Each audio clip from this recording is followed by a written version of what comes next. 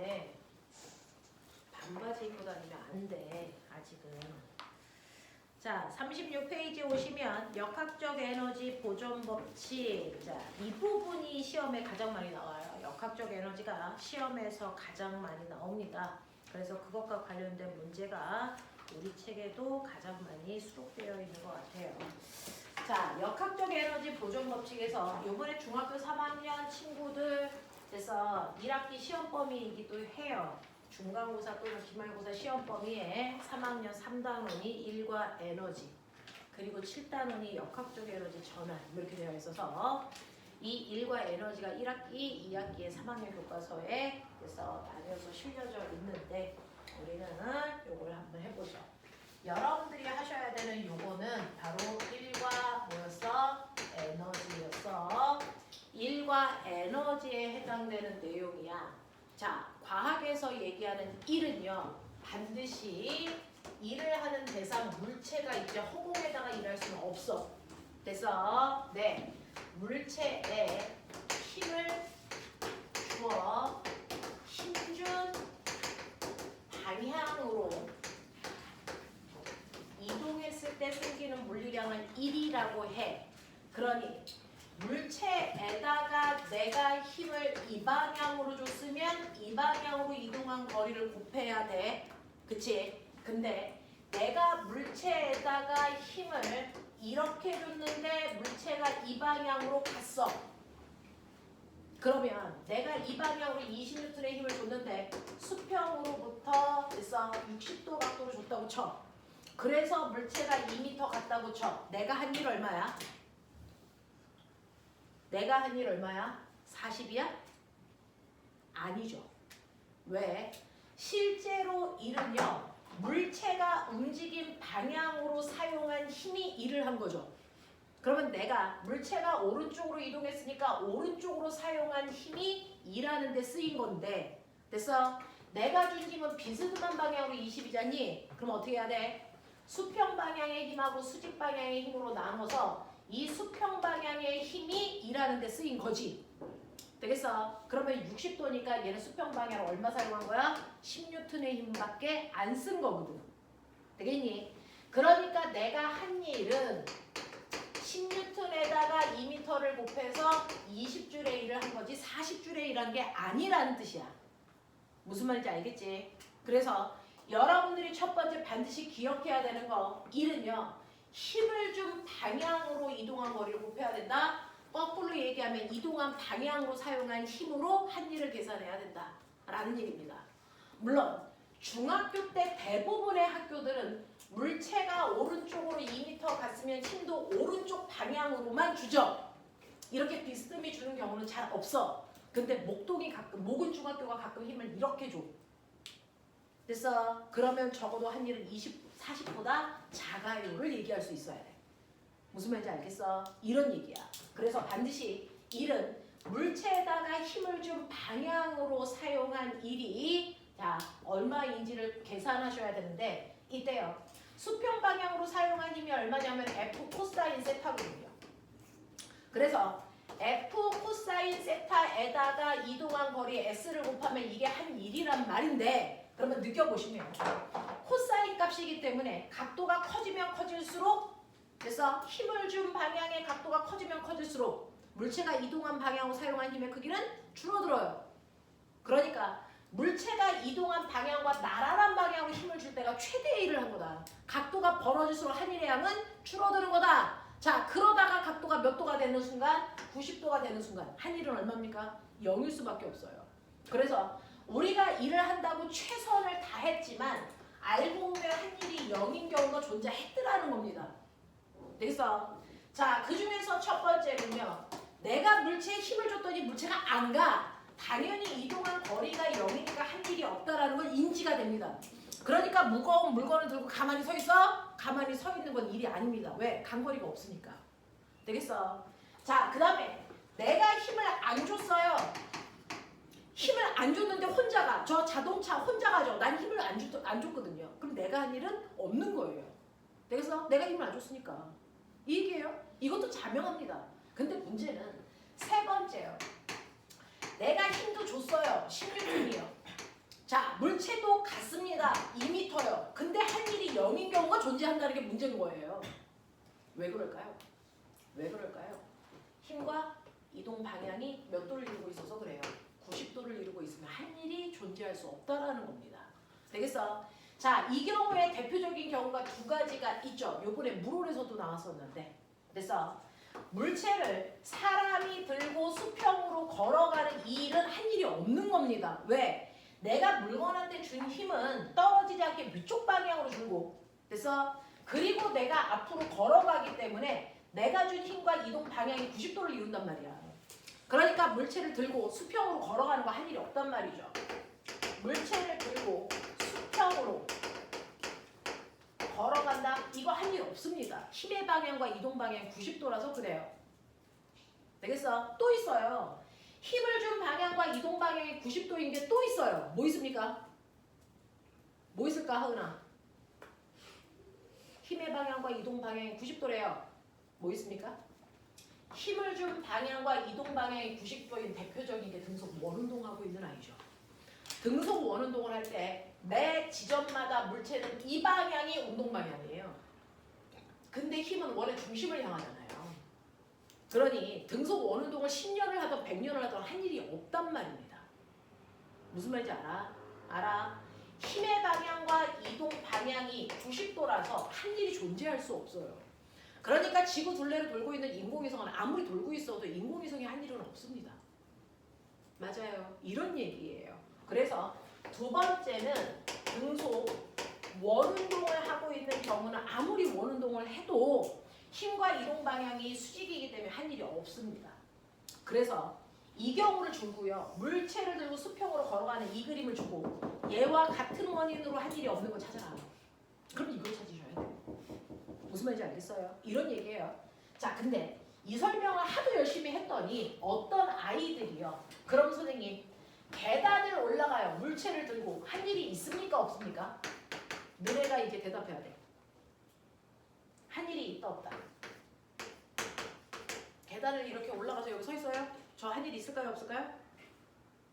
이건 일이 있죠. 왜요? 힘을 위로 줬는데 나 올라갔잖아요. 이건 일이 있는 거잖아요.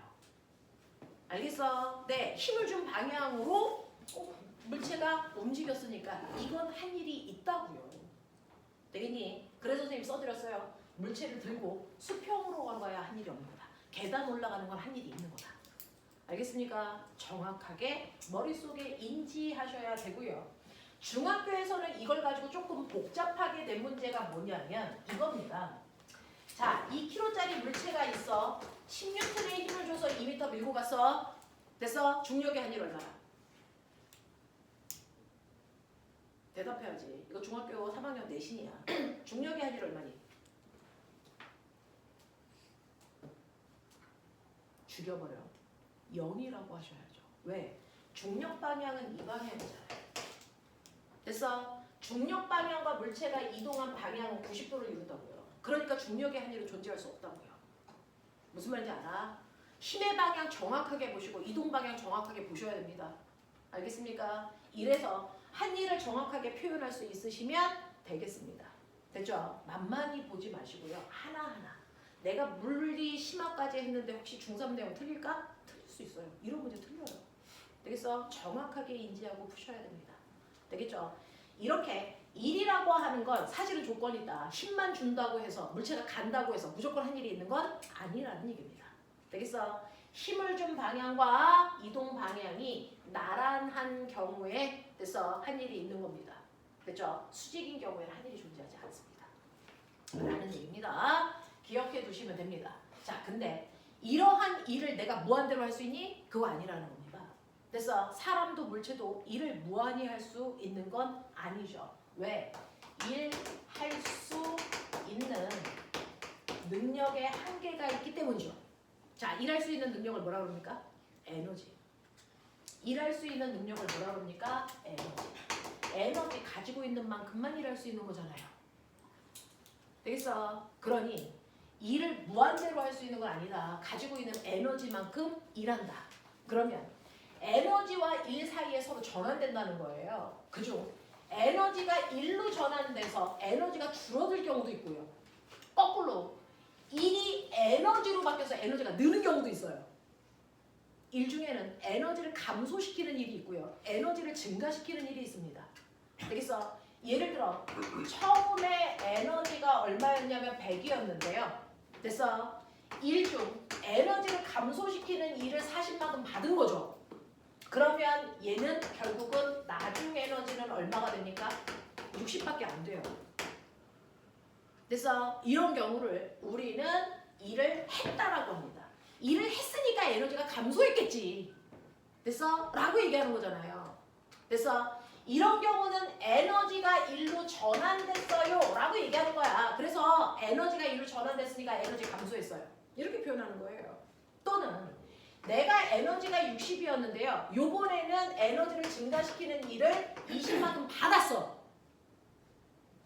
그래서 에너지가 얼마 됐어? 80 됐어요. 이런 얘기예요. 그러니 일 중에서는요. 에너지를 줄이는 일이 있는데 그걸 우리가 마이너스의 일로 한다. 됐어? 에너지를 늘리는 일도 있는데 그걸 플러스의 일로 표현하겠다. 그러면 에너지를 감소시키는 일은 뭐고 에너지를 증가시키는 일은 뭔데? 이게 관건이에요. 이게 관건이에요. 그걸 여러분들이 문제에서 알아 먹으셔야 돼요. 얘는 에너지가 이만큼 증가했겠구나. 이만큼 감소했겠구나. 이거 알아먹으셔야 되는데 보시면요. 이렇게 바닥면에요. 2kg짜리 물체가 있고요. 오른쪽으로 내가 16톤의 힘을 줬어요. 근데 물체와 바닥면 사이에 마찰도 작용합니다. 됐어? 자, 그 물체를 2m만큼 밀고 갑니다. 그럼 빨리 캐치해. 에너지를 감소시키는 일이 얼마였니? 에너지를 증가시키는 일은 얼마였니? 그걸 아셔야 이 문제를 풀죠. 그 결과 얘가 여기에 왔을 때 처음에는 정지 상태였는데 여기서 속도 얼마니? 이걸 해결할 거잖아요. 이게 고등학교 유형이잖아요.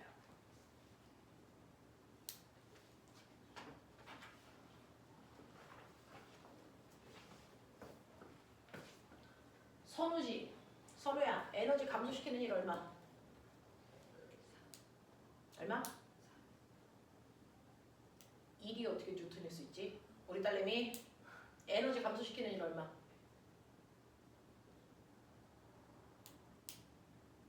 에너지를 증가시키는 일은 얼마? 이거죠. 사실은 선생님이 레벨 1 할 땐 거꾸로 했었어요. 이 일 쭉 설명하면서 이 중에서 얘는 에너지를 감소시키는 일이야. 얘는 에너지를 증가시키는 일이야. 이렇게 설명했었거든요. 뒤집어 본 거예요. 에너지를 감소시키는 일도 있다. 에너지를 증가시키는 일이 있다. 에너지를 감소시키는 일을 마이너스의 일로 한다. 이 마이너스의 부호 어디서 온 걸까요? 물체의 운동 방향과 힘 사이에 이루는 방향입니다. 그래서 운동 방향과 반대 방향으로 작용한 힘은 에너지를 감소시키는 일을 하는 겁니다. 알겠어? 그래서 마이너스의 1이라고 하는 건 사실은 운동 방향과 반대 방향으로 작용한 힘이 한 일이에요. 그러면 운동 방향과 반대 방향으로 작용하는 힘 뭐 있습니까? 얘는 마찰력이죠. 되겠어? 그래서 이 운동 방향과 반대 방향으로 작용한 힘 그 자체를 마이너스의 1로 놓는다. 그래서 마찰력은 마이너스 4N입니다. 그 마이너스 4N이라는 마찰이 작용하는 공간에서 2m 밀려갔잖아요. 그럼 마찰이 한 일은 힘 곱하기 거리. 맞아요? 그래서 마찰이 한 일이 마이너스 8줄이잖아요. 그러니까 얘는 처음보다 에너지를 8만큼 감소시켜요. 이런 뜻이에요. 이해해? 그러면 에너지를 증가시키는 플러스의 일은 뭘까요? 당연히 운동 방향으로 작용한 힘이 한 일이 에너지를 증가시키는 일입니다. 그러면 운동 방향과 같은 방향으로 작용한 힘이 뭐이니? 사람이 준 힘이 있죠. 그래서 플러스 10N의 힘이 2m 가는 동안 작용했잖아요. 그러면 얘는 에너지를 20만큼 증가시키는 일도 받은 겁니다. 동시에. 그러면 에너지를 에너지를 증가시키는 일도 받았고 에너지를 감소시키는 일도 받았어. 그러면 결국은 이 A 위치에서 A 다시 위치로 올 때 에너지는 그래서 얼마만큼 늘었니? 줄었니? 라는 거예요. 되겠어? 에너지를 감소시키는 일도 받았고 에너지를 증가시키는 일도 받았으면 이 두 일을 합해서 됐어? 합성한 일을 구하세요. 그 합성한 일이 얼마입니까? 얘 플러스 12줄이죠. 맞아요? 자, 그럼 결국은 처음 위치보다 2m 왔을 때 에너지는 증가했다는 얘기입니다. 얼마만큼? 12만큼. 되겠니? 되겠니? 이 얘기예요. 처음보다 에너지가 12만큼 증가했어. 근데 처음에는 멈춰 있었잖아요. 그러니까 얘는 처음에 운동 에너지가 없었단 말이죠. 0이었어요. 근데 A에서 A-로 오는 동안 에너지가 12만큼 총 증가했으니까 나중에 에너지는 12여야 되겠죠. 그러니까 A-에 왔을 때 얘가 갖는 운동 에너지는 12줄입니다. 이 얘기예요. 그러면 운동 에너지가 12줄이니까 이때 여기 도착했을 때 속력 얼마야? 구할 수 있죠. 운동 에너지 2분의 1 곱하기 질량 곱하기 속도의 제곱이 12라네. 그러니까 속도는 2루트 3이네. 이런 식이죠. 되겠어? 이렇게 가셔야 돼요. 이렇게 가셔야 돼요. 되겠어? 그래서 운동하는 동안 그 힘이 어느 방향으로 작용했는지를 봐라. 그러면 그 일만큼이 에너지를 증가시켰는지 감소시켰는지 판단할 수 있다. 되겠습니까? 자, 그래서 첫 번째 이 일은요. 그래서 얘는 마찰이 한 일이 얼마니? 라고 물어볼 때 이렇게 계산하시면 되죠. 두 번째는요. 사람이 준 힘이 한 일이 얼마니? 라고 물어보면 이렇게 계산하시면 되겠죠? 됐어? 그러면 세 번째요. 중력이 한 일은 얼마니? 라고 제가 물어봅니다. 답해요. 지성아, 얼마? 0이죠. 중력은 운동 방향과 수직 방향으로 작용했기 때문에 중력이 한 일은 존재할 수 없습니다. 힘과 운동 방향이 90도라서. 맞습니까? 그러면 마지막 네 번째 알짜임이 한 일은 얼마니? 얘는 알짜임이요. 오른쪽 방향으로 결국은 6뉴턴 작용했다는 얘기잖아요. 그러면 6 곱하기 10이 얼마입니까? 모든 힘이 한 일을 다 더한 값이 알짜임이 한 일입니다. 되겠어요? 이겁니다. 그러니까 하나하나 한 일을 다 구해서 더해서 알짜임이 한 일을 구하든지 아니면 처음부터 알짜임을 구해서 한 일을 구하든지 알겠습니까? 이렇게 하시면 되고 그 알짜임이 한 일이 총 에너지의 변화량을 얘기한다. 되겠습니까? 이 얘기야. 소윤아 알아들어? 괜찮아? 이해되는 거지? 자, 그래서 항상 물체가 움직일 때 알짜임이 한 일만큼 에너지가 변하잖아요. 자, 그러면 여러분들이 다시 보시면 사실은 에너지는 1로 바뀌고 1은 에너지로 전환됩니다. 그래서 전환되기 쉬우라고 둘 다 단위는 줄 쓰는 거예요. 됐죠? 그러면 아하, 에너지는 1로 바뀌고 1은 에너지로 바뀌는 서로 전환되는 관계를 가지고 있구나. 근데 아무 일이나 아무 에너지로 바뀌어? 아니라는 거예요. 특정한 일이 특정한 에너지를 변화시킵니다. 그걸 설명한 게 1에너지 정리입니다. 특정한 일은 특정한 에너지를 변화시킨다. 이게 1에너지 정리예요. 자, 그중 우리는 알고 있어요. 운동 에너지라는 거. 1은 에너지의 변화량이라고 그랬죠. 그럼 운동 에너지의 변화량은 누가 한 일이요? 됐어? 이 얘기예요. 1은 에너지 변화량이다.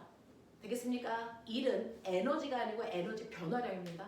되겠어? 그중 운동 에너지의 변화량은 누가 한 일과 같습니까? 이거 알짜임이 한 일이랑 같습니다.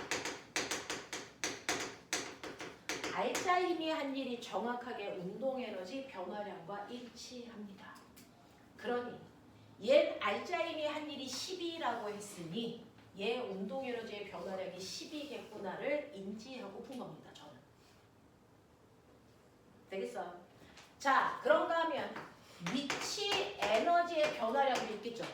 이건 누가 한 일입니까? 위치 에너지는 올라갔다 내려갔다 해야 됩니다. 이 위치 에너지를 변화시키는 일은 바로 누가 한 일? 중력 중력의 한일 얼마니? 라고 물어보면 위치 에너지의 변화량 구하시면 됩니다. 맞아요. 운동 에너지의 변화량이 얼마니? 그럼 RGI의 한일 구하시면 돼요. 되겠어? 네. 그래서 선생님이 늘 애들한테 그려드리는데 진자가 있어요. 진자 최고 높이가 A, 반대쪽 최고 높이가 B죠. A에서 B로 오는 동안 RGI의 한일 얼마? A에서 B로 오는 동안 RGI의 한일 얼마입니까? 이거 0입니다. 왜요? RGI의 한일을 구하라고 그랬으니까 우리는 RGI에 딱 꽂히죠. 그러라고. 이거 RGI 못 구해요. 대신에 RGI랑 같은 말이 뭐예요? 운동 에너지 변화량 구하라는 얘기입니다. 되겠어? 이렇게 문제가요. 여러분들이 가지고 있는 허점을 노리는 문제들이에요. 우리는 RGI의 한일을 구하라고 그러면 대단히 RGI를 찾고 싶거든요. 본능입니다. 근데 그거 못 찾아요. 이거 RGI는 계속 바뀌는 못 찾아요. 그러면 RGI의 한일을 구할 수 없으면 그거와 같은 말 운동 에너지 변화량이 얼마인지 보셔야 됩니다. 빠른 속도로. 근데 자, 양 끝단에서 속도가 0인 거 아시죠? 진짜 양 끝에서 순간 속도가 0인 거 아시죠? 그러면 여기서 운동 에너지 0, 여기서 운동 에너지 0입니다. 그러니 운동 에너지 변화량이 0이죠. 그러면 RGI의 한일이 얼마나 되입니까? 0이라는 얘기입니다. 이 얘기예요. 이렇게 풀란 얘기입니다. 이게 수능에서 나왔었거든요. 근데 애들이 이 문제 풀 때 시간을 3분, 4분 씁니다. 그러면 서울에 있는 대학 못 갑니다. 나머지 문제 다 포기했다는 얘기니까. 이거 못 푸는 문제예요, 그렇게는. 알겠어? 근데 문제 해석을 정확하게 했으면 30초 만에 답 찍고 나가는 문제예요, 이거. 이렇게요. 그래서 이런 문제가 좋은 문제예요, 사실은. 실력을 가름할 수 있는 문제니까. 대리님, 이런 문제를 우리가 좋은 문제라고 합니다. 선생님들끼리. 그래서 이런 식으로 RGI의 한일은 운동 에너지를 변화시키고요. 중력의 한일은 위치 에너지를 변화시킨다 라는 얘기입니다. 자, 그러면 이렇게 각각의 일이 에너지를 변화시키고 그 일이 어느 방향으로 작용하느냐에 따라서 그 에너지가 증가할 수도 감소할 수도 있습니다. 무슨 말인지 알겠습니까? 네, 머릿속에 넣으시면 되고요. 이러한 위치 에너지와 운동 에너지의 합한 값을 우리가 역학적 에너지라고 부른다. 역학적 에너지는 보존돼야 된다. 맞아, 틀려? 틀리죠? 역학적 에너지는 보존되는 경우가 따로 있고 보존되지 않는 경우도 있습니다. 그러니까 역학적 에너지가 항상 보존될 거라는 착각은 하면 안 됩니다. 되겠어? 역학적 에너지는 보존되는 경우가 있고 보존되지 않는 경우가 있어요. 그래서 대부분 중학교 3학년 때는 역학적 에너지가 보존되는 경우를 만들어 놓고 줍니다, 문제를. 그러니까 애들이 착각하죠. 역학적 에너지는 늘 보존될 거라고. 아니라고요. 그래서 역학적 에너지는 늘 보존되는 게 아닙니다. 특정한 경우에만 보존됩니다. 어떤 경우? 그래서 중학교 3학년 오투 문제 풀다 보면 늘 가로 안에 뭐라고 써져 있어요? 단 공기 저항과 마찰이 작용하지 않는 경우라고 주거든요. 그 경우가 역학적 에너지를 보존시키는 전제 조건이에요. 그러면 공기 저항이 있거나 마찰이 있으면 역학적 에너지는 보존되지 않는다는 얘기거든요. 되겠어? 역학적 에너지는 항상 보존되는 게 아닙니다. 특정한 경우에만 보존되죠. 어떤 경우? 물체가 운동하는 동안 작용한 힘이 역학적 에너지를 보존시킬 수 있는 힘이냐 아니냐에 의해 결정돼요. 그죠? 역학적 에너지를 보존시킬 수 있는 힘 정해져 있어요. 그 힘들만 작용해야 된다고요. 그 힘들을 우리는 보존력이라고 불러요.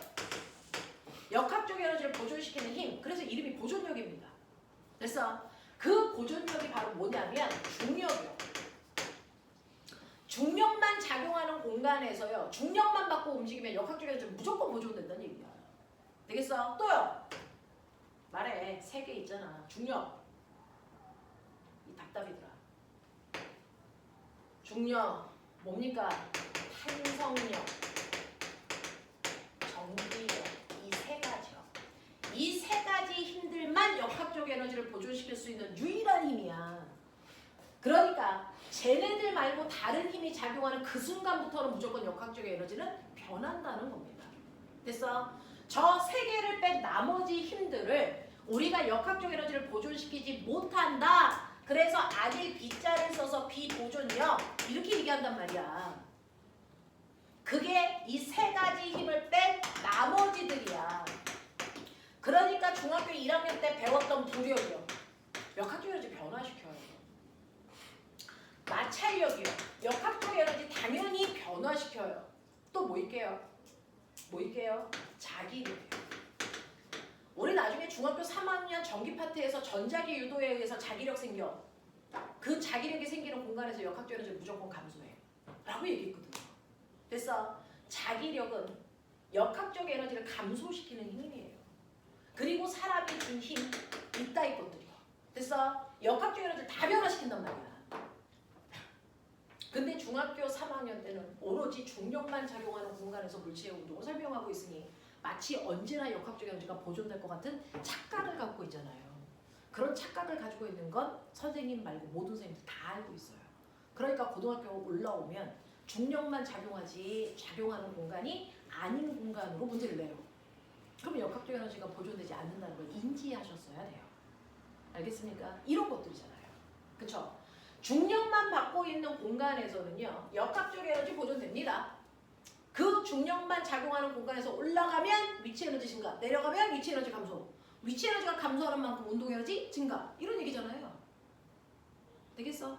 되겠어? 그래서 중력은 운동 에너지를 만들 수 있는 위치 에너지를 만들어내는 겁니다.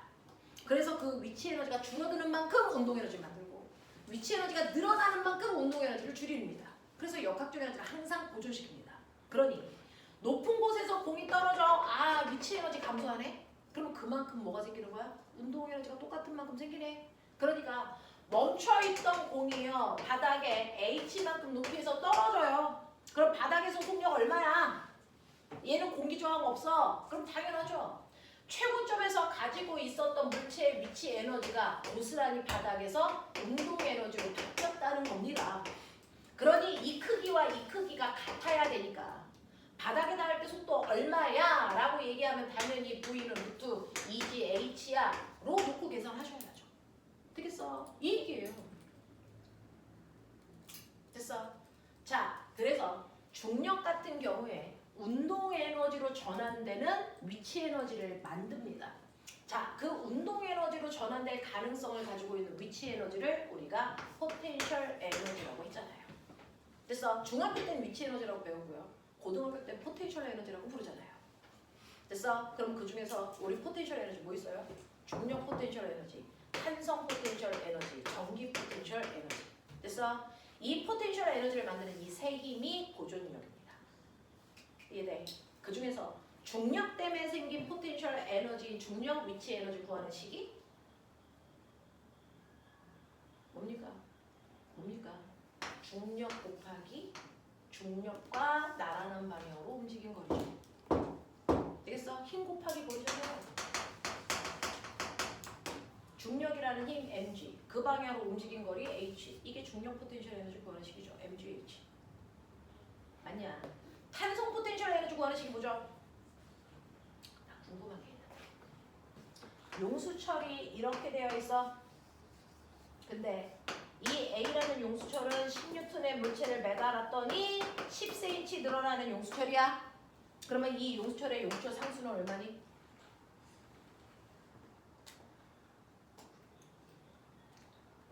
용수철 상수는 그 용수철을 1m 늘어나는데 필요한 힘의 크기를 용수철 상수라고 한다. 이놈의 새끼들이.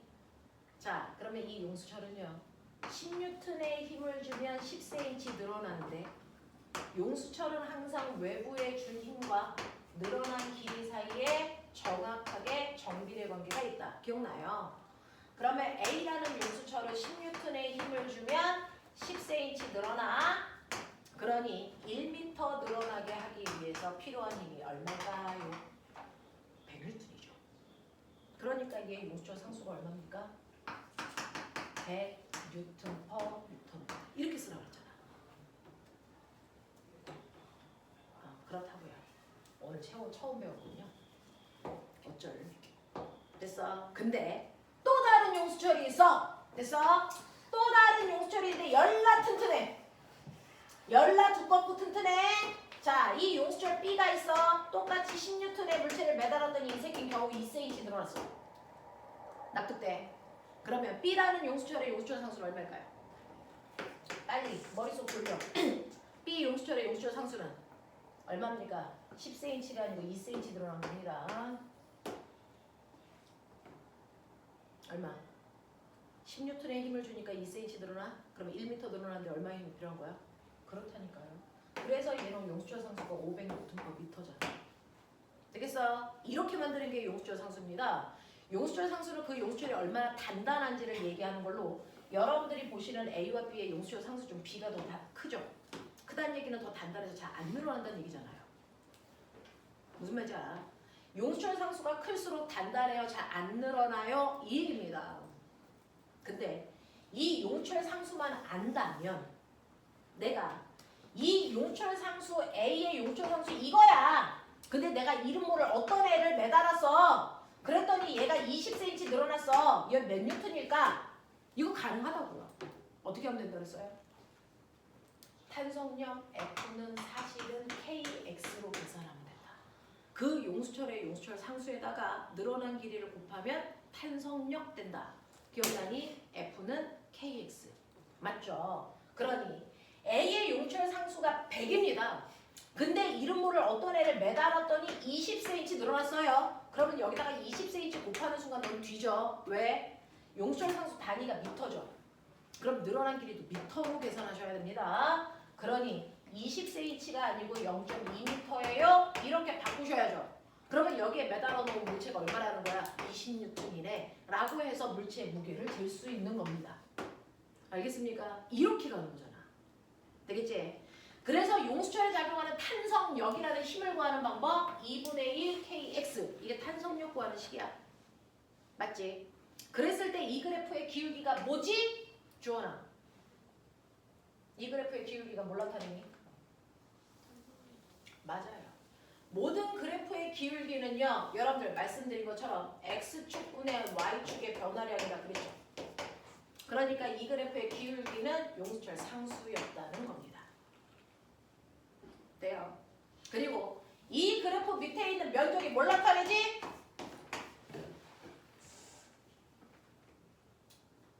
우리 운동 배우면서 그래프 해석하는 방법 보여드렸어요. 기울기는 언제나 x축분의 y축의 변화량, 면적은 언제나 x축 곱하기 y축. 알겠습니까? 그러면 이 면적은 뭡니까? 힘 곱하기 거리죠. 뭡니까?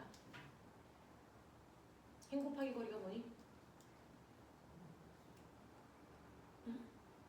힘 곱하기 거리. 뭘까요? 1이요. 물체에 힘을 줘서 그 힘으로 밀고 가 거리를 곱한 거잖아요. 이거 물체 용수철에다가 물체를 매달아서 물체가 용수철을 잡아당기면서 물체가 한 일입니다. 됐어? 그럼 물체가 용수철에 해준 일이야. 그러면 용수철 입장에서는 일을 받았어. 됐어? 물체는 일을 했고요. 용수철 입장에서는 그 일을 받았습니다. 일을 받은 만큼 뭐가 생겨야 됩니까? 에너지가 생기죠. 그러니까 이 면적이 바로 됐어. 이만큼 늘어날 동안 용수철이 갖게 되는 뭡니까? 탄성 에너지를 뜻하는 거다. 맞니? 이게 탄성 에너지죠. 그래서 탄성 에너지 구하는 식 2분의 1 곱하기 x 곱하기 y x축 곱하기 y축 되겠습니까? 그래서 뭡니까? 2분의 1 kx 제곱이 탄성 에너지 구하는 식이었던 거였죠. 이렇게 설명을 드렸었어요. 그래서 여러분들은 용수철이 나오면 탄성력 구하는 식과 탄성 포텐셜 에너지 구하는 식 구분하셔서 외우고 계셨어야 됩니다. 탄성력은 F는 KX로 구합니다. 탄성 포텐셜 에너지는 2분의 1 KX 제곱으로 구합니다. 납득합니까? 이렇게 됩니다. 기억하셔야 돼요. 되겠어? 전기 포텐셜 에너지 구하는 건 지금 안 합니다. 그건 전기 파트에서 할 거니까. 되겠어? 그래서 위치 에너지라고 하는 거요. 중학교 때 위치 에너지라고 합니다. 그 위치 에너지를 중학교 때는 중력 위치 에너지만 배웁니다. MGH. 근데 고등학교에 올라오면 탄성 에너지 구하는 것도 배웁니다. 2분의 1 KX 제곱. 되겠어? 라고 하는 위치 에너지에다가 운동 에너지를 더하면 역학적 에너지라고 했잖니. 그 위치 에너지가 중력 위치 에너지로 나올 때도 있고 탄성 위치 에너지로 나올 때도 있어요. 거기에다가 운동 에너지를 더한 값이 역학적 에너지니까 그래서 이 힘만 작용하면 보존, 이 힘 빼고 다른 힘도 작용하면 역학적 에너지를 표현합니다. 알겠습니까? 이렇게 얘기하는 거야. 그래서 이제 우리는 중학생 내용을 배우는 게 아니잖아요. 그러니까 위치 에너지 중 탄성 포텐셜 에너지까지 머릿속에 가지고 계셔야 됩니다. 되겠어? 자, 그러면 개념은 우리가 이런 것들을 물리원에서 대충 배운 것 같아요. 물론 배운 지 3개월 전에 배운 친구도 있고 8개월 전에 배운 친구들도 있어요. 하지만 처음 듣는 건 아니기 때문에 이 정도 반복해드리면 머릿속에서 그 생각이 나겠죠? 하겠죠? 자, 그러면 이걸 가지고 한번 연습해 볼게요. 여러분들이 가지고 있는 36페이지에 문제가 36페이지가 아니죠. 넘어오시면 38페이지에 자, 유형이 3개로 정리되어 있는데요. 유형이 3개로 정리되어 있는데 그중 첫 번째 유형 해보실래요? 150번부터 156번까지.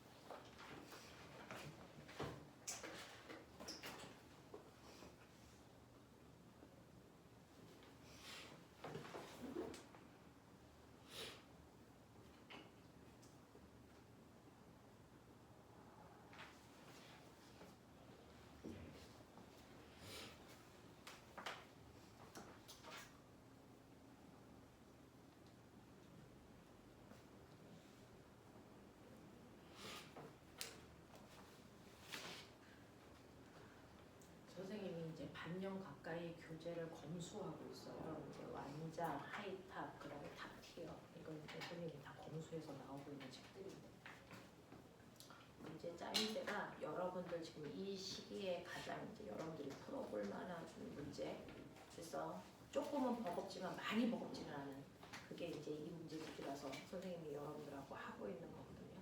문제를 되게 신경 써서 수능 유형에 맞춰서 잘 꾸며 놓으신 거예요. 문제의 난이도도 완만하게 잘 올라가고 있고, 그래서 여기 있는 문제는 집에 가서 그날 배운 것들 특히 틀린 거 위주로 꼭 복습하셔야 돼요. 꼭. 되겠어? 자, 첫 번째 유형 이 문제 대단히 좋아서 선생님이 이 문제는 너네들하고 꼭 생각해 봐야지 라고 했던 문제입니다. 자, 보시면 이거 실제로 수능에 있었던 문제고요. 수능에서 나왔던 보기하고 그래서 지문들, 유사 질문들을 묶어서 여기에 있는 150번부터 156번까지 자, 6개, 7개 정도의 유형으로 질문지를 만들어 드린 겁니다. 이 정도를 여러분들이 알고 있어야 돼. 자, 그럼 보세요. 맨 처음에 A, B는 정지 상태였어요. 이 얘기예요. 마찰은 없어 라고 얘기했어요. 그럼 내가 준 힘 그 자체가 알짜 힘이야.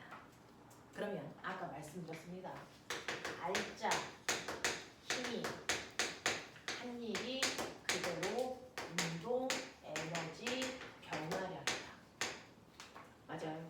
그러면 A도 B도 처음 가지고 있었던 에너지는 정지 상태였으니까 0이라는 겁니다. 그리고 알짜 힘을 받았는데 물체가 움직이는 방향으로 알짜 힘을 받고 있으니까 알짜 힘이 플러스의 1입니다. 되겠어? 그래서 알짜 힘 받은 만큼 나중 운동 에너지가 되겠죠. 처음 운동 에너지가 0이었으니까 알짜 힘 얼마 받았습니까? 알짜 힘이 한 일 FS입니다.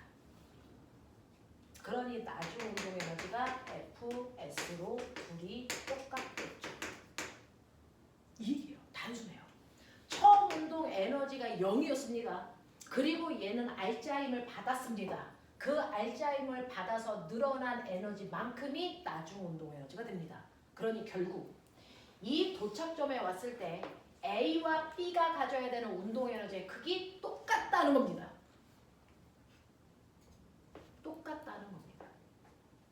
애들은 도착했을 때 누구의 운동 에너지가 커? 그럼 본능적으로 운동 에너지가 2분의 1 mv 제곱이니까 그래서 나중 속도를 구하고 싶어집니다. 이런 복잡해져요. 되겠어? 그거 구할 이유가 없다라는 거죠. 되겠어? 알짜 힘이 한 일 그 자체가 운동 에너지이기 때문에 알짜 힘이 한 일이 얼마인지를 비교해 보셔야 됩니다. 그랬더니 같죠. 근데 얘네들의 질량을 줬어요. 2분의 1 m v 제곱이요. 되겠어? 2분의 1 m v 제곱이요. 이 값이 같아야 된다는 얘기입니다. 됐죠? 그러면 날려보시면 무슨 얘기입니까? 2VA 제곱이 VB의 제곱이랑 같아야 돼. 이 뜻이잖아요. 되겠어? 그러면 VA 제곱이 1일 때 VB의 제곱이 2면 되죠. 맞죠? 그러니 VA 대 VB의 속력 비율이 1대 루트 2라는 얘기입니다. 이해되니? 이 얘기야. 그러니까 A가 도착할 때 속도가 V였다면 B가 도착할 때 속도는 루트 2 V구나. 이런 얘기예요. 되겠어? 이런 것들이 찾아지는 거예요. 되겠냐? 1 에너지 정리를 얼마나 잘 이해하고 있냐? 이거 보시는 겁니다. 그래서 150번 보면 P에서 Q까지 이동하는 동안 가속도의 크기는요. 가속도는요. 질량분의 받은 알짜 힘. 질량분의 받은 알짜 힘이죠. 근데 알짜 힘의 크기가 똑같기 때문에 질량이 큰 애가 가속도가 작아요. 그러니까 가속도는 나가 큽니다. 되겠어? B가 더 커요. 라고 얘기하는 거죠. 51번 P에서 Q까지 이동하는데 걸린 시간은요? 라고 하는데 꼬맹아 처음에 A도 B도 정지 상태였거든요. 근데 보시면 알겠지만 가속도가요. 얘 가속도를 A라고 하면 얘 가속도는 2A가 돼요? 아세요? 가속도는 시간 속도 그래프에서 기울기입니다. 그러니 자 A의 기울기가 이래요. 이거 A입니다.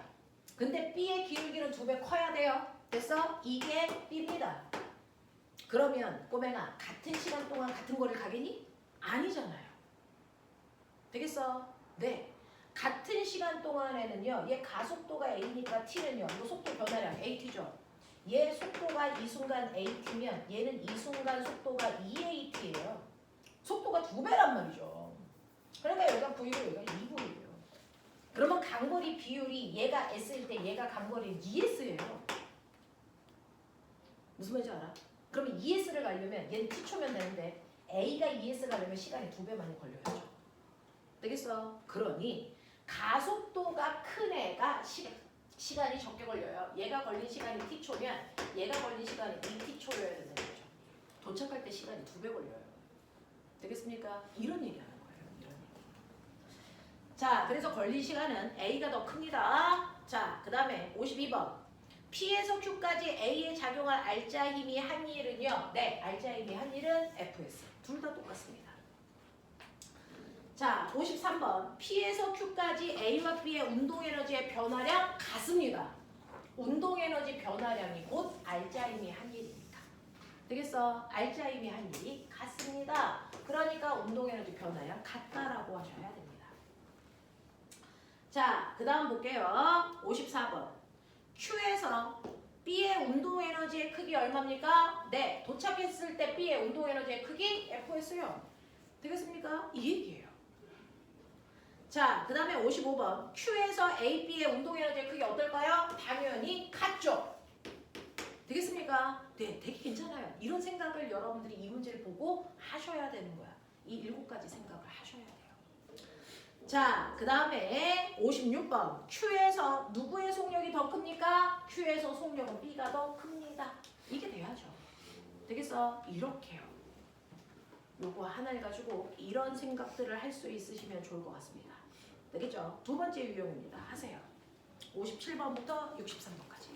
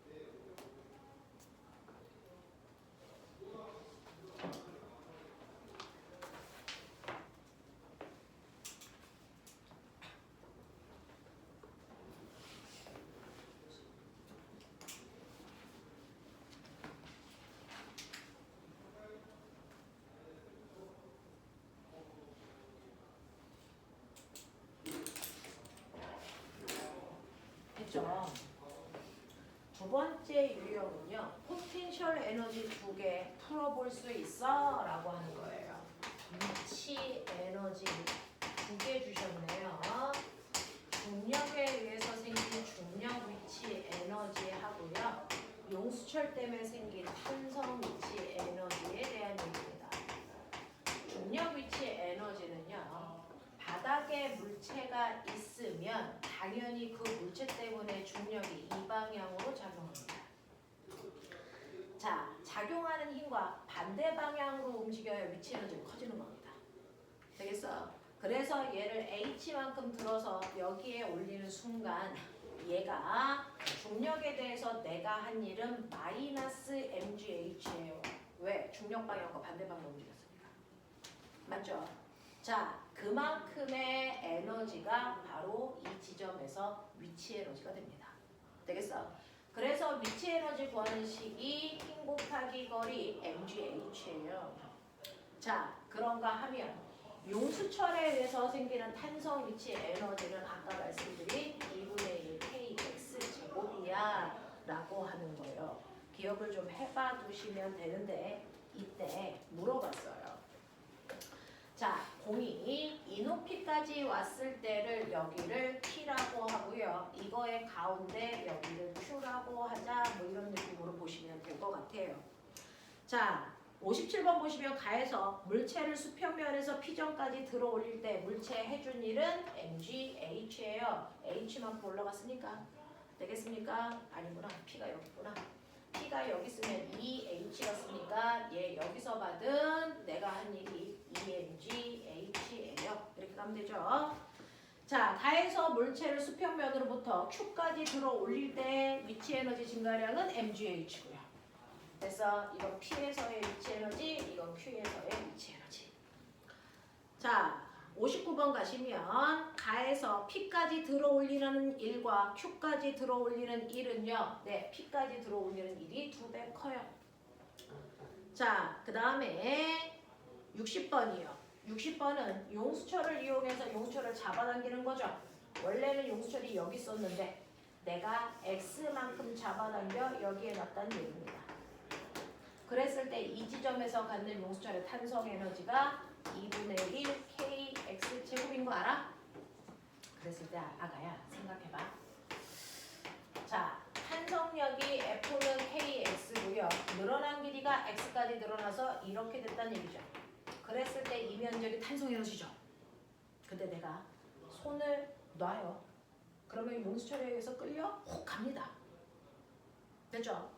자, 그랬을 때 원점으로 돌아오면 됐죠? 늘어난 길이가 없으니까 탄성 에너지는 0이겠죠? 그러면 가지고 있는 탄성 에너지가 다른 형태의 에너지로 전환됐다는 얘기입니다.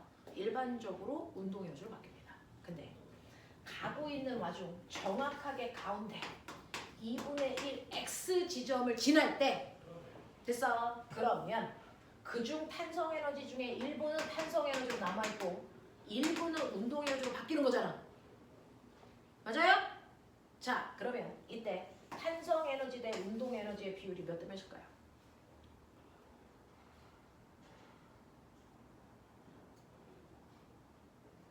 X만큼 늘어났을 땐 탄성 에너지밖에 없었어. 근데 손을 놓아서 내가 제자리로 돌아가고 있는 와중 정확하게 늘어난 길이의 절반의 위치에 왔을 때 탄성 에너지와 운동 에너지의 비율이 절대로 1대 1이라는 얘기를 하지 마셔야 됩니다. 아니라고요.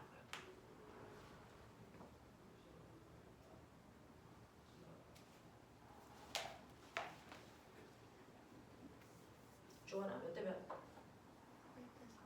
1대 3이죠. 정확하게 절반이 늘어났을 때요. 그래서 이 위치를 지날 때 탄성 에너지는 이중 요만큼만 남아있어요. 맞습니까? 맞습니까? 네. 그러면 아까 탄성 에너지는 이 하얀색 삼각형 넓이, 지금 탄성 에너지는 이 노란색 삼각형 넓이인데요. 늘어난 길이와 힘은 반비례하죠. 정비례하잖아요. 그러면 늘어난 길이가 절반으로 줄면 작용한 힘의 크기도 절반으로 줄겠죠.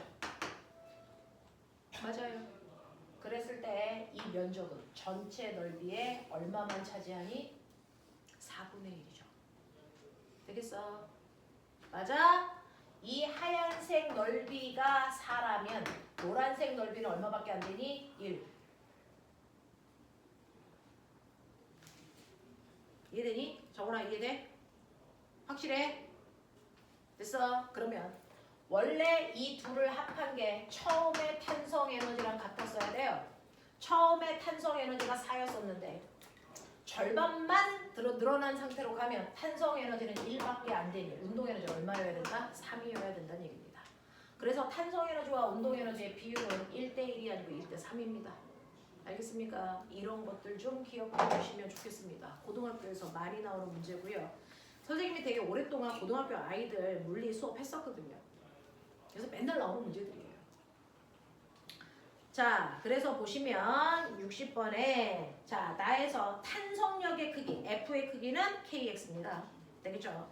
61번, 나에서 물체의 탄성력에 의한 위치 에너지는 2분의 1 KX제곱이다. 쓰시면 되고요. 62번, 나에서 물체를 가만히 놓아 물체가 원래까지 오는 동안 됐어? 제자리로 돌아오는 동안 운동하는 동안 탄성력에 의한 위치 에너지는 점점 제자리로 돌아올수록 감소합니다. 되겠습니까? 이 얘기입니다.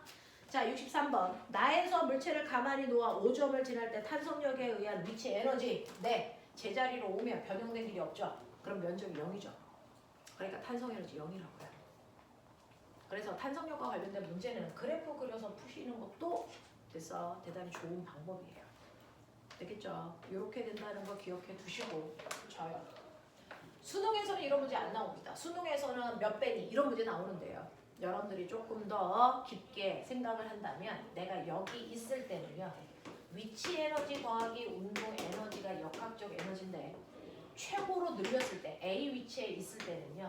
탄성 에너지가 2분의 1 KX제곱만큼 있고 운동 에너지는 없었기 때문에 역학적 에너지가 2분의 1 KX제곱입니다. 맞아요. 그랬다가 얘가 원점으로 돌아오면 됐어. 제자리로 돌아오면 거꾸로 탄성 에너지가 없습니다. 모든 게 다 뭘로 바뀌었습니까?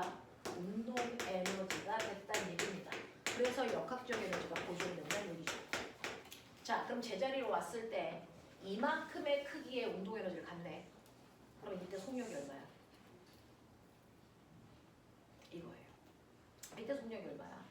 제자리로 왔을 때 운동 에너지의 크기는 이만큼이어야 되고 운동 에너지는 2분의 1 mv 제곱으로 계산해야죠. 그러면 이때 속력이 얼마니? 라고 물어보면 V로 정의하는 얘기잖아요. V는 루트 m분의 KX에 의해 결정됩니다. 되겠어? 이런 것들도 좀 기억해두자. 알겠어? 이거는 이제 특목고 아이들이 공부하는 방식은 이렇게 하는 겁니다. 수능은 몇 배니를 간단히 묻습니다. 되겠냐? 네. 그래서 공부하는 방향이 약간 다릅니다. 그래서 둘 다 기억을 좀 해봐 두시면 좋을 것 같습니다. 마지막 유형이요. 세 번째. 이제 역학적 에너지의 전환입니다. 해보십시오. 세 번째 유형.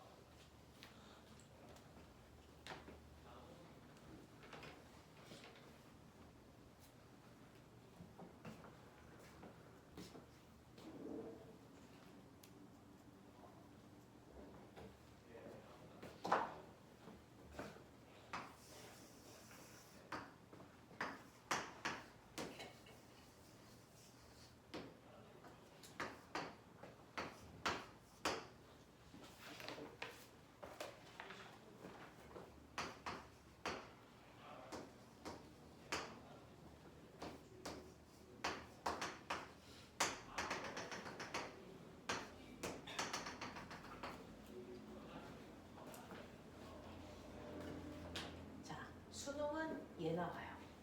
앞에 있는 1번 유형, 2번 유형은 사실은 개념들을 정리할 때 사용되는 거고요. 그리고 난이도가 조금 중위권 정도 문제에서 나오고요. 최상위권 문제는 얘로 나옵니다. 자, 그 중에서요. 이 문제를 푸는 핵심 키워드가 쭉 읽어보셨어요. 뭡니까? 공기저항이 없다. 마찰이 없다. 이겁니다. 그러면 무슨 생각하는 얘기입니까? 모든 지점에서 역학적 에너지 보존돼. 이 얘기하고 있는 거예요.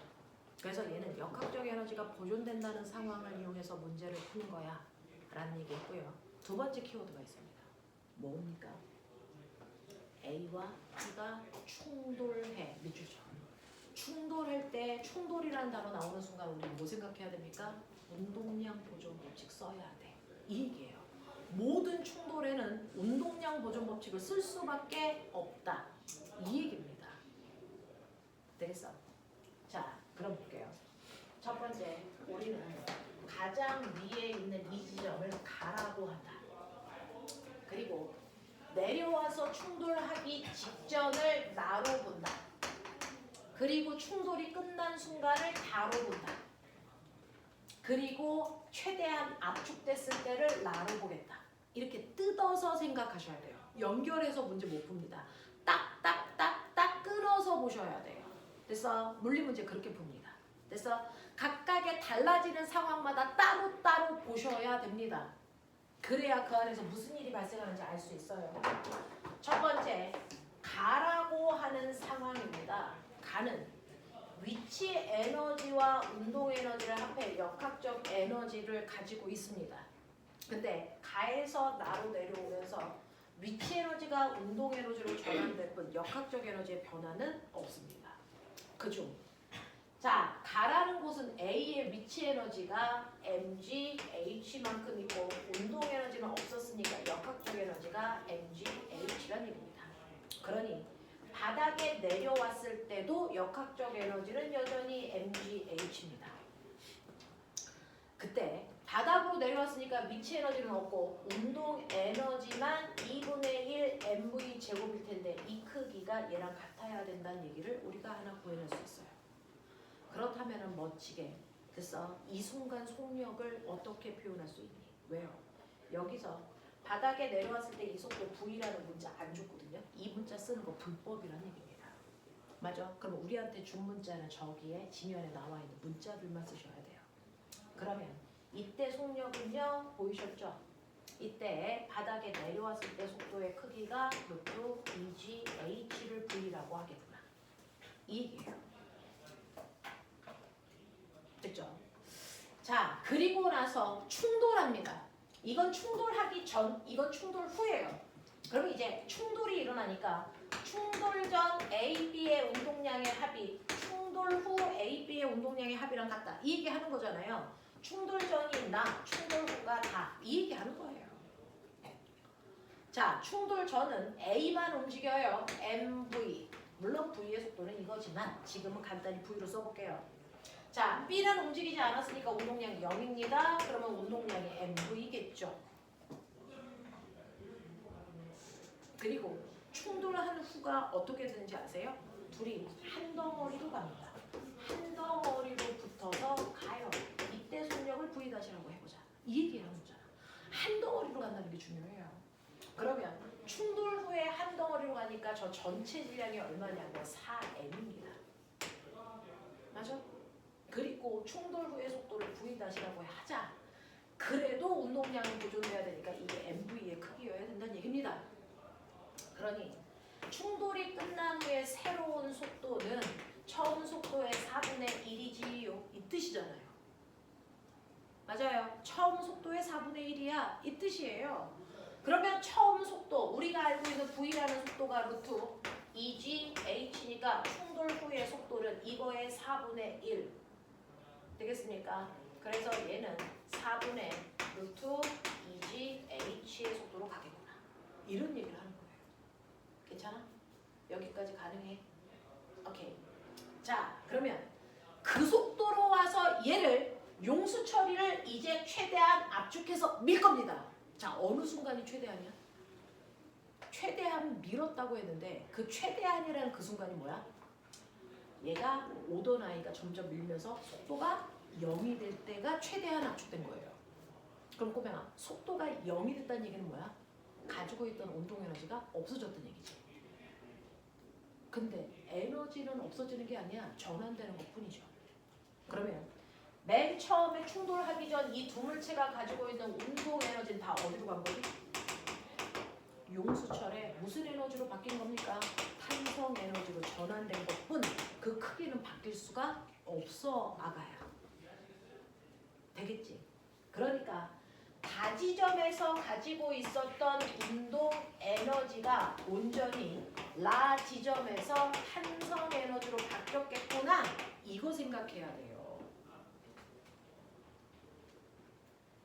그렇다면 다에서 갖는 운동 에너지 얼마야? 이거요. 두 개 볼 필요 없고 그냥 하나로 보면 4m짜리 하나. 맞아요. 그러니까 얘는 2분의 1 곱하기 4m 곱하기 속력의 제곱이니까 이거 제곱이요. 16분의 2GH가 운동에너지예요. 이게 온전히 탄성에너지로 바뀌었다는 거예요. 탄성에너지 2분의 1 KX 제곱 이 얘기잖아요. 그러니 최대한 압축된 이 X가 얼마냐 이런 거 묻는 거예요. 그러면 날라가시면 됐어. 약분해 보세요.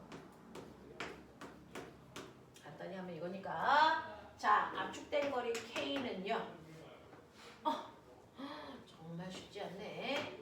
M분의 아니 K분의 뭐냐 K분의 M이고요.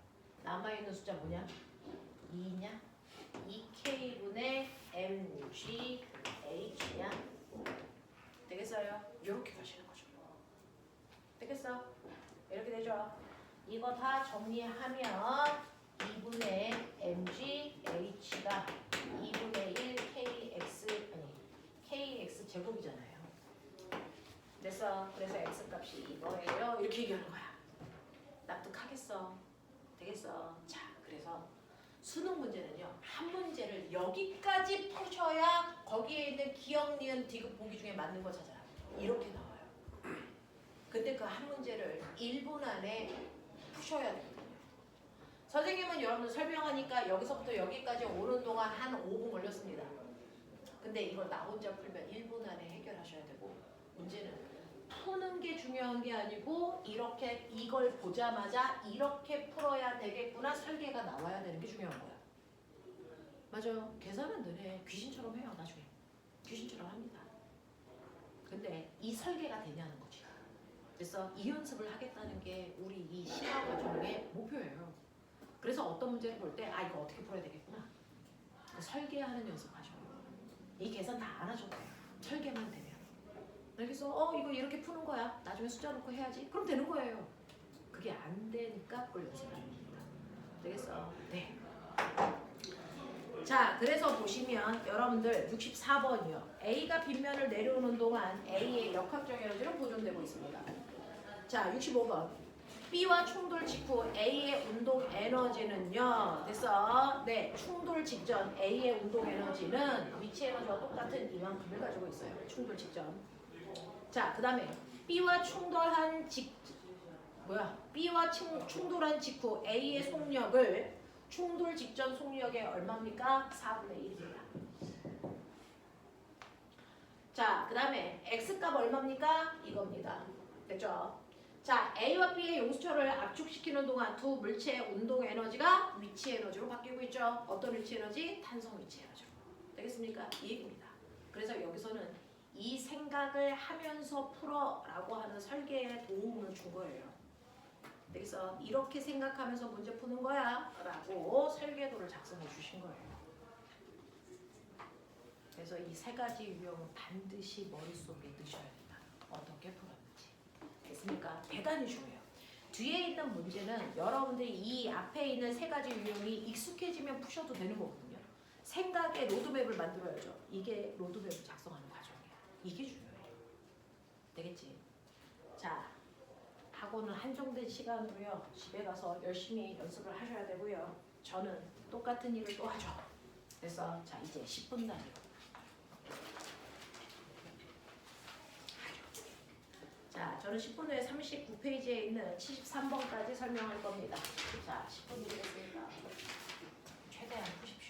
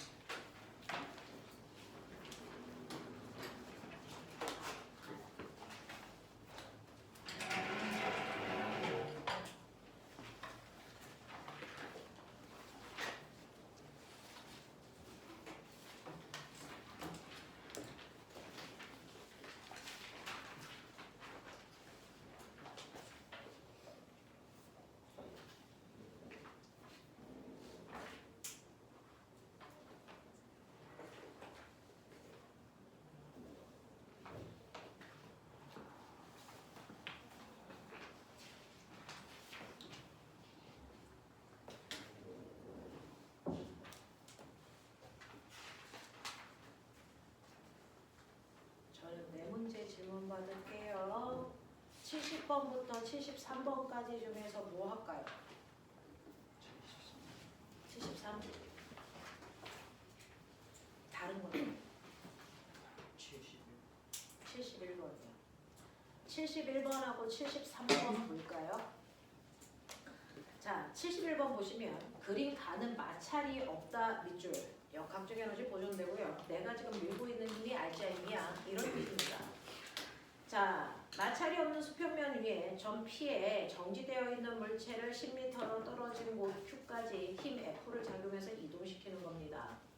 자, 그림 나는 P에서 Q까지 작용한 힘 F의 크기를 이동 거리에 따라 나타낸 건데요. 옆에 있는 그래프가 힘거리 그래프죠. 힘거리 그래프에서 밑넓이가 뭡니까? 1이죠. 그러면 그 밑에 있는 면적만큼이 받은 일입니다. 에너지를 증가시키는 일이라는 얘기죠. 왜? 물체가 운동하는 방향으로 힘을 주고 있어서. 됐어?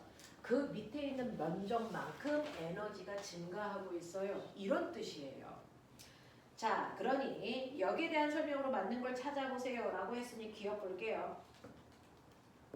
자, 물체를 P점에서 4m 이동하는 동안 힘이 한 일이 얼마입니까? 그 밑에 있는 면적 구하라는 얘기고요. 이건 중학교 3학년 내신에서도 나옵니다. 그래서 200이라는 거 확인하셔야 되고요. 두 번째, 니은이요. 물체의 운동 에너지는 2m 이동했을 때가 6m 이동했을 때보다 크니? 라고 얘기했는데 꼬맹아, 2m에서 6m 가면 갈수록 여러분들 받은 일은 점점 뭐합니까? 증가해요.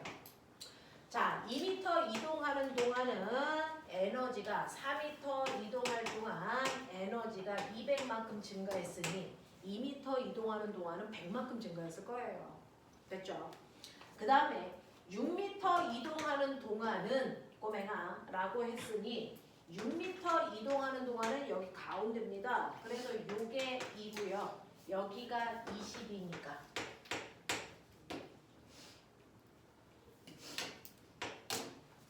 요 넓이는 40이겠죠. 그래서 여러분들이 보시는 2m 이동하는 동안 운동 에너지는 100만큼 증가했고요. 6m 이동하는 동안은 운동 에너지가 얼마만큼 증가했냐면 240만큼 증가했으니 됐어. 6m 이동했을 때 운동 에너지가 훨씬 커야죠. 훨씬 커야죠. 되겠어요? 이런 얘기입니다. 자, 그럼 Q에서의 속력이 얼마입니까? 라고 했으니 Q는요 10m 왔을 때입니다. 10m 왔을 때 총 받은 일이 얼마냐면 200에다가 240을 더하니까 440만큼입니다. 10m인 Q점에 왔을 때 440만큼의 일을 받은 거라서 여러분들 보시면 처음은 어떤 상태냐면 정지한 상태이기 때문에 처음에 운동 에너지가 없었단 말이에요. 그러니 받은 일만큼 나중 운동 에너지가 됩니다. 됐어요? 그래서 나중 운동 에너지가 440이야. 이 뜻인 거죠. 그러면 여기에 도착했을 때 속력이 얼마니? 라고 했으니까 2분의 1 곱하기 질량 곱하기 속도 제곱 이 얘기잖아요. 그러니 날리시면 됐어. 속도는 루트 88만큼이죠. 6은 아니란 뜻입니다. 되겠어요? 이런 얘기죠. 자, 그래서 여러분들한테 가지고 있는 착각 중에 하나가 꼬맹아, 이 면적이, 이 높이가 감소하면 속력도 주는 거야? 아니야. 됐어. 운동 에너지는 점점 늘어나고 있는 거야. 됐어. 착각하면 안 됩니다. 그런 착각을 이용해서 만든 똑같은 문제가 73번이잖아요. 자, 힘의 크기가 줄었다고 해서 운동 에너지가 줄지 않고 늘고 있는 것처럼 여기 보시면 73번도 그래프 자체가 여기서는 힘을 크게 했다가 힘을 점점 일정하게 줄어들고 있는 거지만 됐어? 면적은 점점 뭐 하는 거니? 늘고 있는 거잖아요. 면적은 늘어나고 있는 거니까 운동 에너지 증가하고 있어요. 뭐 이런 느낌이에요. 자, 그랬을 때 여기가 50이고 여기가 150이고 이때 힘이 2000이야 라고 얘기하는 거예요. 자, 그랬을 때요. 맨 처음에 5점을 지날 때 얘 속력이 얼마냐면 보이고요. 이때 갖는 운동 에너지를 E라고 하겠다. 뭐 이런 얘기예요. 됐어.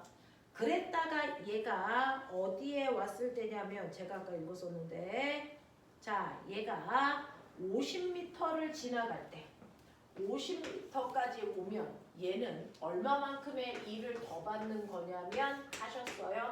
만이죠. 만이야? 10만이야? 0, 0, 0, 0, 10, 만, 10, 100, 1000, 만, 10만. 됐어? 됐어요? 네, 50m 오는 동안 E를 10만 줄 만큼 받은 거예요. 맞아? 그러니 50m 왔을 때는 원래 가지고 있는 처음 운동 에너지에서 10만을 더한 값이 나중 운동 에너지가 되는데 그게 2라는 거잖아요.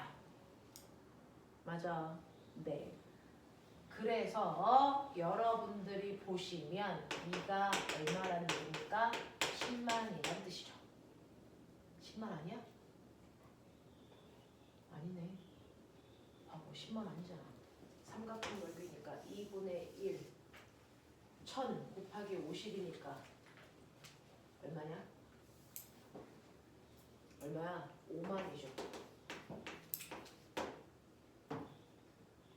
아니야? 삼각형 넓이니까 2분의 1 곱하기 2000 곱하기 50 이런 걸 우리가 하기에는 좀 너무 햇님말이다. 됐어. 이거 5천이었다. 5천이 아니고 5만이죠. 아, 공을 왜 이렇게 많이 붙여놓은 거야? 그러면 2는 5만인 거죠. 그러니까 얘는 처음에 됐어. 5만의 운동 에너지 있었어. 되겠니? 이 얘기야. 그 5만의 운동 에너지를 2로 놓을 거야 라고 얘기한 겁니다. 자, 그러면 이제 갈게요. 기억. 50m 지점에서 150m 지점까지 이동하는 동안 운동 에너지는 감소했니? 라고 얘기하는 거죠. 50에서 150까지 가는 이동하는요. 그래서 힘의 크기는 줄지만 면적 늘어나죠. 그래서 운동 에너지 증가하고 있는 거예요. 감소하고 있지 않습니다. 자, 니은 자동차가 0m인 지점에서 150m인 지점까지 이동하는 동안 힘이 한 일은요 라고 했으니 여기 전체 면적이 얼마냐면요 해 빨리 얼마? 150, 0, 0이죠. 한 10, 100, 1000만, 10만, 15만. 그래서 얘는 5만. 되겠냐? 그러면 물체가 처음에 가지고 있는 운동 에너지 5만을 이루었으니 15만은 3이죠. 라는 얘기입니다. 되겠어? 네. 그래서 처음 가지고 있는 운동 에너지의 3배만큼 늘어났어요. 이런 얘기입니다. 지금 자동차가 150인 지점을 지날 때 속력은요? 라고 했습니다. 처음에 속력이요. 그래서 5만에 해당되는 운동 에너지를 가지고 있을 때 속력이 V입니다. 근데 150m 오는 동안 여기 운동 에너지에다가 받은 일을 더하면 그래서 150m 왔을 때 나중 운동 에너지가 20만입니다. 자, 처음 운동 에너지에 몇 배 커진 겁니까? 4배 커진 겁니다. 운동 에너지가 4배 커지면 속력은요 라고 얘기하죠. 2분의 1 mv 제곱이 그래서 네, 처음 운동 에너지고요. 이거에 4배 커져야 나중 운동 에너지가 됩니다. 그러면 이거에 4배 커지려면 어차피 2분의 1 m은 똑같으니까 속도가 몇 배 커져야 됩니까? 2배 커져야 운동 에너지는 4배 커지는 거죠. 그래서 150m 왔을 때 물체의 속력은 2V가 되는구나. 이런 얘기예요. 됐습니까? 이런 얘기. 괜찮지? 괜히 숫자가 너무 많아서 선생님은 혼자 계산할 때 저거 2천을 그냥 2로 놓고 계산했거든요. 그래서 꼭 날려놓고 계산했거든요. 네, 그래서 여러분들 나중에 수능을 보게 되면 이런 거 저렇게 쓸데없는 의미 없는 숫자들을 좀 날려놓고 계산하셔도 무방하다. 자, 5분밖에 안 남았어.